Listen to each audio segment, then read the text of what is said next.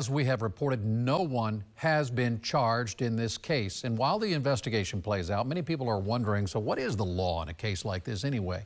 We went to a maritime law expert for some answers. News Channel's Jeff Patterson joining us now with that part of the story. And Jeff, there are some rules that people should follow if they are involved in a boating accident. Good evening, Keith. There are. Well, it was chaos out here on the water that night as people were screaming for help and screaming in pain. But it's the events before and after that boat crash that are now part of an intense investigation. This is the moment. A privately owned vessel operated by Jeff Knight ran into the Clearwater ferry from behind. You never want to see something like that. Kevin Cabrera is the captain of Captain Nemo's pirate cruise that operates out of the Clearwater Marina. And as this video shows, his vessel was one of the first on scene after the crash. We came upon the ferry. People were screaming. We turned around. Cabrera says the professional boating community in this area is tight-knit, and he and others had to help. Even though we're all different competing companies, we're all still one marina.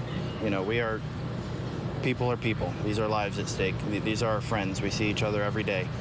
We're going to do what we would want done if we were in something similar. The FWC found the private boat that hit the ferry 3.5 miles away at the Bel Air boat ramp after the accident.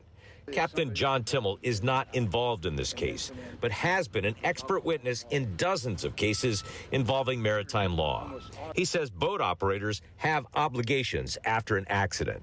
Just help the people aboard be as safe as possible and to minimize any further damage or injury. The attorney for Jeff Knight maintains his client did stay on scene after the accident, but he had to leave because his boat was taking on water. And he says Knight also had an infant on board his boat that needed medical care.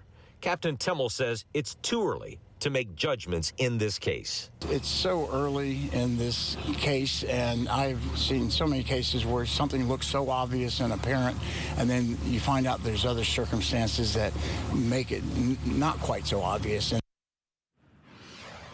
The FWC, the Coast Guard, the Clearwater Police Department, the Pinellas County Sheriff's Office are all part of this investigation, but no charges have been filed at this moment.